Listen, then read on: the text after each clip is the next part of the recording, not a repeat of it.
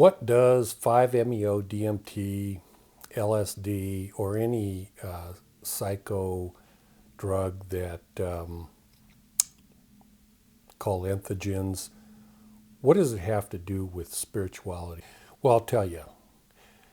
Most people do not have a clue what spirituality really is. They have a desire to know more about it, which is why people take entheogens or psychedelics. But what are seekers looking for? I mean, throughout the world, there's literally millions, if not billions, of people seeking some sort of spirituality. They're seeking something that they do not have. And a lot of people think they can find it in psychedelics. They think they can find it in 5-MeO DMT or DMT or anything of that type, but they can't. And they never will. Let me explain why that is. So, what Buddha was looking for when he became enlightened and threw in the towel, what he was looking for, he didn't know what it was. Otherwise, he would have went out and got it right away. Spent a decade looking for something and gave up in the end before he received it. And why? Because he didn't know what he was looking for. So, if a person lived in the middle of a jungle, grew up in a tribe, just totally isolated from the rest of the world, and were made stories from generation to generations about the airplanes flying overhead, that they're vehicles of the gods, whatever. Well, for them, they've never seen a high-rise building. They've never seen a bridge spanning thousands of feet over a river. They've never seen the engineering that is commonplace for you and I. And so they have no clue. If you told them you need to go out and get a skyscraper because someone visited the tribe 100 years ago or 1,000 years ago and they spoke of skyscrapers. So what's a skyscraper? They'd have no clue. But if you took them and flew them into New York City and showed them that's a size skyscraper, and then they went up inside the building, then they would know, and they could go back to their tribe and they could tell the tribe what skyscrapers are. They wouldn't have the foggiest clue how to build them, but they would at least know they exist. So this is the same thing with 5-MeO DMT. What it's doing is giving you a peek at something you don't have, and you have no clue how to build it. But at least you know kind of what it is. You're getting a small clue of what it is. So if we went back to the tribe and they were given 5-MeO DMT, they wouldn't have the foggiest clue when they came out of their situation with the entheogen. They wouldn't have the foggiest clue. It's not like they would instantly, when they come out of it, understand trigonometry and geometry and all the other essential skills needed to build a skyscraper. Not a single one would. It doesn't matter how many experiments with 5-MeO DMT they had, they would never, ever know how to build a skyscraper. And that's the same thing with spirituality. The reason you take 5-MeO DMT, the reason you take LSD, the reason you take entheogens, the reason you go into the jungle with shaman and they do this, the reason you do this is you're looking for something you do not have. Now, there's plenty of kids, like myself when I was young, that took those things just as a recreational scenario. And that's a different thing. But but not totally different. And neither one, whether it's recreational or for spiritual purposes, are going to have the expertise to build a skyscraper when they're done. Spirituality is the same thing. Nobody, when they get done, is going to be able to have or be enlightened. It's pure bullshit that the people are telling you that you can talk to God or be one with God or that non-duality is reflective of reality. It's a lie. It's bullshit. These people don't know up from down. They're idiots. They're con men. They're trying to get you something from you. They're trying to sell you something. I'm not trying to sell you anything. I'm just giving you an idea of what reality is beyond the existing plane of existence that we live on. I'm offering you something that you do not have. One of the reasons I'm making this video, this particular one, is because I get a lot of comments that you should see yourself on video. You're really full of yourself. Others say, boy, you have the biggest ego I ever saw. Others say, man, you're a prideful ass. And, you know, in all seriousness, and I do mean this in all seriousness, if you knew what I had, you'd cut both your fucking legs off and crawl 1,000 miles to get it. That's what you would do. But this generation, and meaning this generation for the last few hundred years, are born into a society where you expect to be pampered. You expect people to kiss your ass. You expect people to be kind and give you. Well, fuck you. You're not going to get it. Nobody gets it that way. It's impossible. Buddha didn't get it that way. Jesus didn't get it that way. Krishna didn't get it that way. Nobody gets it that way. I didn't get it that way. You are a spoiled little brat by condemning me because I'm portraying the message in a manner that you don't like. Well, fuck you. Then turn off the video and go get somebody that'll kiss your ass. And you can spend the rest of your life jacking off with some idiots that are trying to sell you something. You see, the reason I am the way I am is I'm not trying to sell you anything. I don't care that you're a spoiled little brat and that you want your ass to be kissed and this and that and everything else. You think I'm something that I'm not. You have never talked to my wife that I've been married to for 45 years. You've never talked to the neighbors around here that think I'm a god because I'm so kind. One of my neighbors actually calls me, you're a god, because I fix this and I fix that and I donate my time to everything. And the list goes on and on. I've spent a career in the fire department giving. I grew up in a terrible family where if I did not be the way I am, I would not be here today. I would be dead. They would have murdered me. It was a very rough childhood.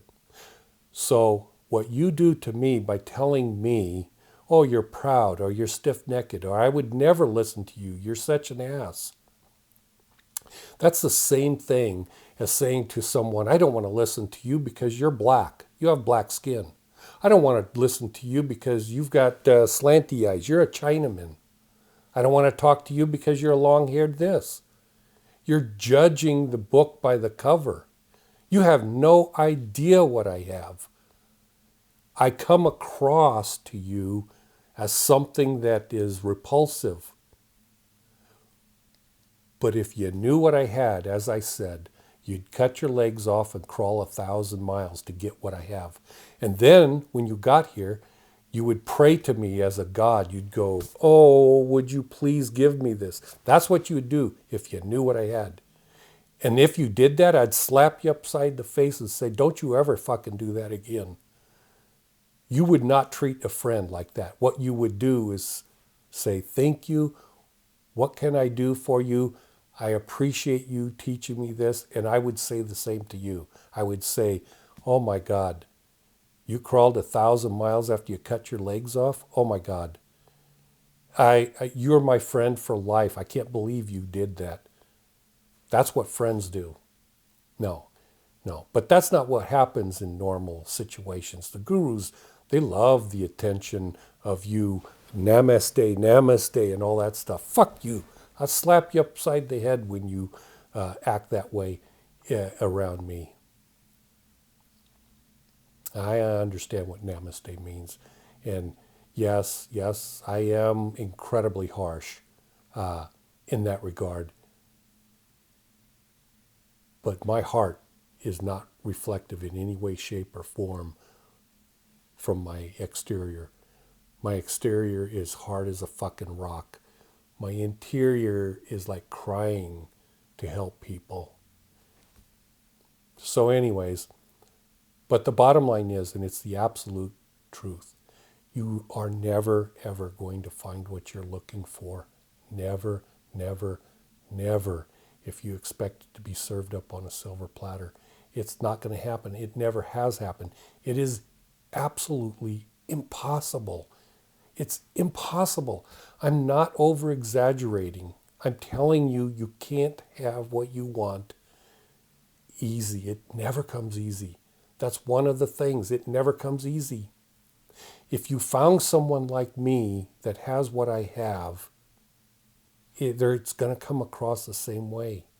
You don't realize that you're going to people that are kissing your ass, gurus and everything. It's because they want your money. It's because they want you to worship them. It's because their ego is built because there's 1,000 people sitting in Sangha going, oh, this is so great. But you got to know when you go home from your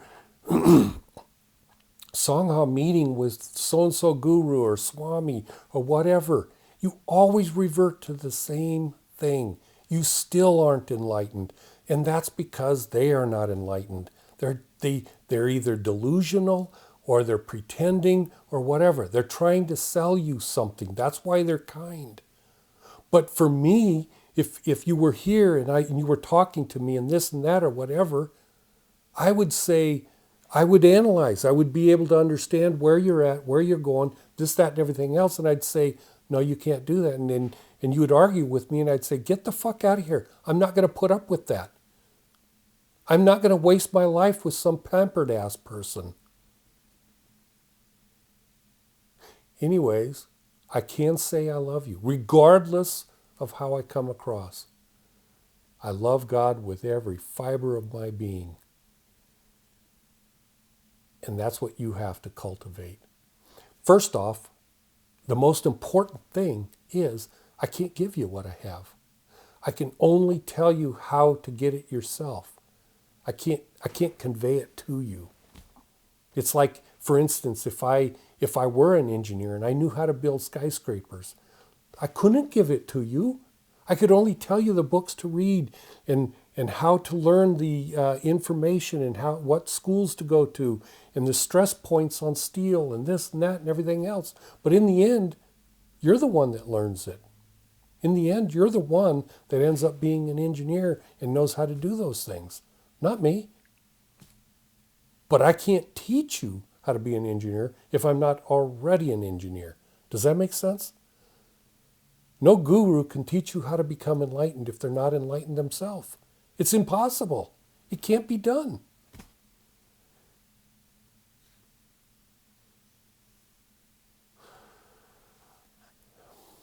And I've told you my last one, and I'm not going to go into this anymore about